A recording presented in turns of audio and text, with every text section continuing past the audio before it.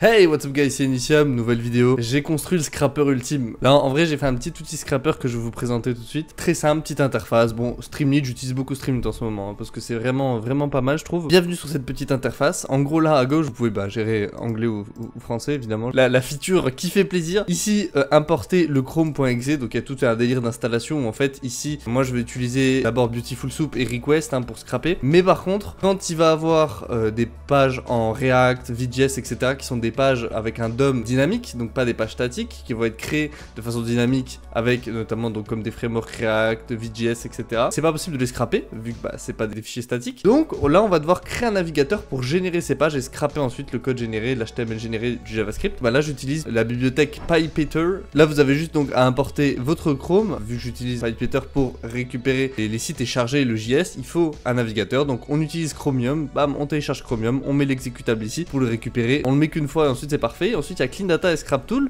Donc si je vous montre tout de suite, on va prendre deux pages, une page statique, donc la page de Wikipédia sur l'aéronautique, et une page dynamique qui est faite en React, un site que j'ai construit. Et donc là vous avez donc le Clean Data, donc ici on peut drop un fichier CSV. Si je vous présente ça vite fait, je drop un fichier CSV, boum, ça apparaît. Vous pouvez donc tout checker, agrandir, rétrécir, augmenter, télécharger, bref, les features classiques de Streamlit. Et en dessous vous pouvez donc supprimer des colonnes, renommer une colonne, supprimer des lignes, modifier des lignes, supprimer des valeurs manquantes, les remplacer par la moyenne, l'écart type, la médiane, par la mode, ou définir une valeur manquante que vous souhaitez. Donc là de type object évidemment. Les transformations, vous pouvez modifier les types, modifier donc les intervalles. Par exemple vous pouvez supprimer les dollars pour transformer cette colonne object en colonne du coup de int ou en float s'il y a des virgules. Et vous pouvez encoder en OneNote, label et ordinal coding, un peu ce que j'ai fait avec Curatio, mais version adaptée un peu plus simpliste. J'ai gardé que les choses essentielles. Et donc là voilà, je clique sur supprimer une colonne, boum, il y a directement les features ce qui me permet de supprimer une colonne, pareil renommer les colonnes. Donc là je peux déployer au fur et à mesure. Évidemment vous pouvez pas tout faire apparaître parce que sinon ça va dupliquer certains widgets, comme par exemple là, voilà, forcément ça duplique les mêmes widgets, donc on peut pas s'amuser à tout cocher et puis de toute façon ça ferait une page incontrôlable. Donc en gros ici c'est juste on coche. Par exemple on veut supprimer found dir, voilà, on s'en fout, on fait supprimer colonne,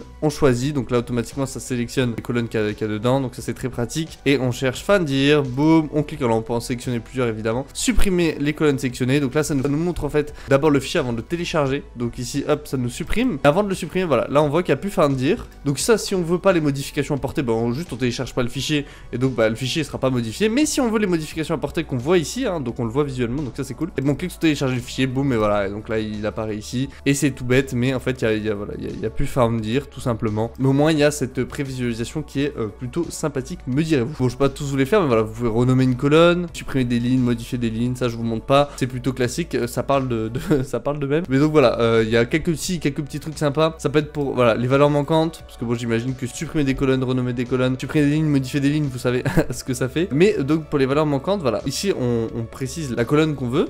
Donc forcément il faut que ça soit de type int ou float, parce que forcément les valeurs manquantes ça peut que être géré là-dedans, les valeurs non.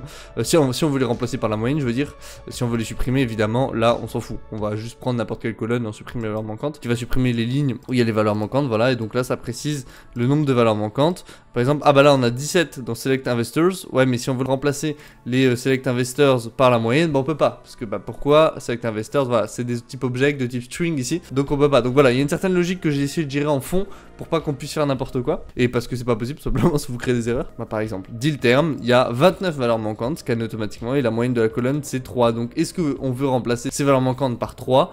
Si oui, on clique ici, hop, et ça remplace par la moyenne, donc ça va remplacer par des 3. Bon bref, voilà. Pareil pour l'écart type, pour la médiane. Pour la mode, voilà, pareil, là dans Select Investors par exemple, la mode, voilà, c'est Sequoia Capital, c'est là qu'il y a le plus en termes de fréquence, donc ça va remplacer les 17 valeurs manquantes par Sequoia Capital tout simplement, ou on peut le définir, donc on choisit la colonne qu'on veut, comme d'habitude, par exemple Select Investors, on choisit donc le type de la donnée, évidemment, là ici, c'est par exemple Object, et on va entrer une valeur, donc par exemple salut, par exemple 42, enfin voilà, on peut choisir et on peut remplacer en cliquant sur juste tout simplement remplacer. Et donc là ça va vous le remplacer, vous le mettre ici. Voilà. Et pour les transformations on peut modifier. Donc voilà, là ça vous met actuellement. Donc là le type de la colonne c'est object. Ok, on est content, c'est object. Et donc là on peut changer, on peut mettre une int. On peut, bon évidemment ça, forcer la conversion ça va tout casser. Forcer des conversions c'est rarement une bonne idée. Mais par exemple voilà la compagnie, hop, on va la mettre de type booléen. Et bah vous voyez, hop, conversion réussie. On a converti. Là si je vous le télécharge et je vous le montre tout de suite, vous allez voir, voilà, donc trou, enfin voilà, forcément on casse tout le type de données. Voilà, on a plus les Alton, on a plus le nom des compagnies. compagnie forcément. Et donc il y a aussi des petits trucs comme modifier l'intervalle. Donc là c'est ce que je vous ai dit, ça c'est super pratique parce que par exemple valuation c'est considéré comme un object parce que ici on va considérer ça comme un string parce qu'il y a le dollar devant. Donc ce que vous faites juste, on dit valuation, ici on veut prendre tout ce qu'il y a après le dollar, bah vu que l'indexation commence à partir de 0, bah là on dit 1 pour supprimer la première indexation, donc le 0. Et donc on dit que le début de l'intervalle c'est de 1 et là on met rien pour dire jusqu'à l'infini, donc pour que ça récupère tout ce qu'il y a derrière, on sélectionne l'intervalle et boum, voilà, donc là ça a transformé notre colonne, vous avez vu, il n'y a plus le dollar devant et donc ça va être transformé automatiquement en int ou en float. Et de toute façon si c'est pas transformé,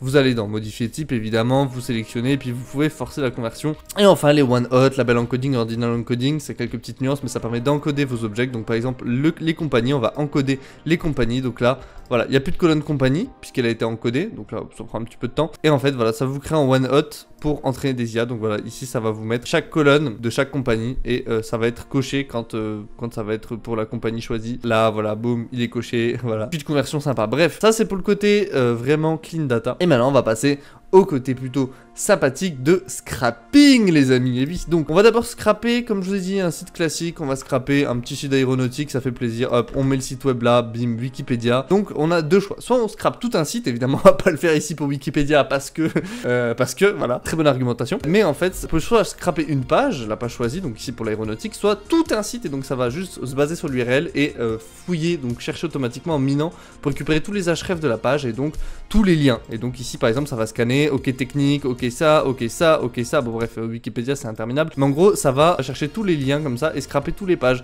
Et dans ces pages ça va aussi regarder les liens de ces pages, etc.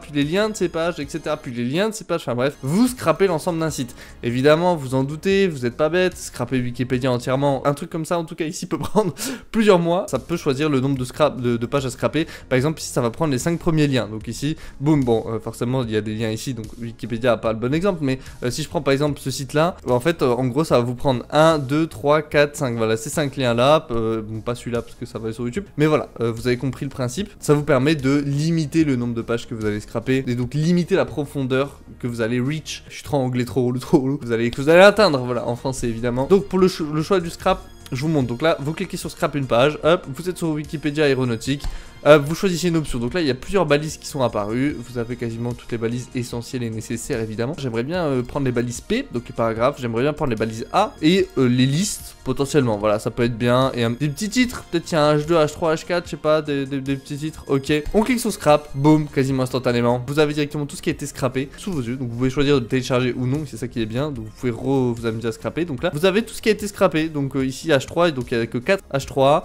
Voilà, après ça va vous remplir de none forcément, parce qu'il faut qu'il y ait le même nombre de lignes dans chaque colonne. Et si vous faites télécharger en CSV, boum, scrap data CSV, tac, et vous le retrouvez ici en version CSV tout simplement. Voilà, il n'y a rien de miraculeux. Et scraper tout un site, donc là par exemple on prend 5 pages, hein. Pareil en fait, juste on prend par exemple balise P, balise A, voilà, et on scrape, et donc là ça va commencer à miner le site, et donc ça va chercher en profondeur. Donc là on a, bon par exemple il y a certaines pages qui n'ont pas de balise, donc il va le préciser ici. Ça a scrapé en tout 5 pages en profondeur, donc là on peut le voir, il y a P0, A0, bon P2, donc ça veut dire qu'il n'y a pas P1, A2, P3, A3, P4, A4. Et donc là ça scrape plusieurs pages. Donc là cet article, vous pouvez le voir, aller au contenu, donc le deuxième il a pas ça, il a introduction, enfin voilà, vous voyez que ça scrape plusieurs pages. Et donc enfin pour la chose, je vais utiliser le site web, donc ici en React de façon dynamique. Et en fait il faut savoir que scraper tout un site, on peut pas le faire donc ici avec JS parce que ça peut être possible, mais en tout cas ici je l'ai pas fait puisque le JS on va souvent voilà charger la page dynamique en statique et puis scraper ce qu'on souhaite. Donc ici on peut pas utiliser la fonction scraper tout un site pour du JS, c'est pas extrêmement nécessaire je trouve, mais bon après ça je pourrais le rajouter. Mais en gros voilà, ici je vais vous montrer,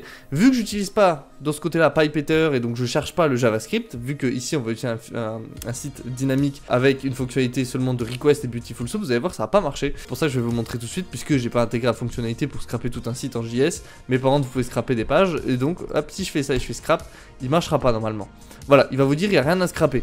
Alors que, bah, vous avez vu là, j'ai pris ce lien, vous êtes d'accord, vous voyez bien le lien. Il dit, il n'y a pas d'éléments, il n'y a rien à scraper. Ça c'est tout simplement parce qu'il peut pas scraper, vu qu'il n'arrive pas à charger. Par contre, si vous êtes dans scrap une page, et ben là, ça va d'abord essayer le request et beautiful soup, et si ça fonctionne pas, donc il va dire qu'il n'y a rien à scraper, ce qui était pas une erreur, mais c'est parce que bah, il peut pas le faire en fait comme ça. Vu qu'il faut, comme je vous ai dit, charger la page avec un navigateur, et là, il va utiliser, voilà, tentative de scrap avec le navigateur et rendu JS pour les sites React, Vue.js, etc. Boum, et là, ah bah, c'est magique, on récupère les balises qu'on ne pouvait pas récupérer dans l'autre puisqu'on utilise que request et beautiful soup. Et donc là, vous pouvez scraper. Donc ici, bah, H3, texte, CSS, animation, c'est clairement ce qu'il y a ici, hein. Outils, animation, etc. Les blocs, on les retrouve ici. Voilà, donc ici, ça vous a scrappé votre fichier et donc votre navigateur JS. Petit warning, le scrapping, faites-le quand vous avez l'autorisation. Moi ici, j'utilise Wikipédia parce que Wikipédia, tout le monde scrape Wikipédia, d'accord. Donc laissez-moi tranquille. Et puis, j'ai mis un timer de 1 seconde avant chaque scrap, ce qui permet de pas surcharger les serveurs parce que si vous mettez pas de timer pour ralentir entre guillemets le scrap, bon forcément vous perdez un peu en vitesse,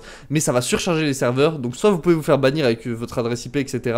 ou détecter comme spam ou frauduleux, et de deux c'est tout simplement de la politesse en fait. C'est genre vous scrapez, par exemple là pour Wikipédia, je sais qu'il y a beaucoup de gens qui scrapent Wikipédia, etc. Ça peut surcharger leur serveur. J'ai envie de respecter les règles de l'art, donc bon là c'est juste pour l'exemple, mais ça vous scrape voilà avec un timer, donc ça ralentit un peu le processus, mais ça permet d'être poli entre guillemets.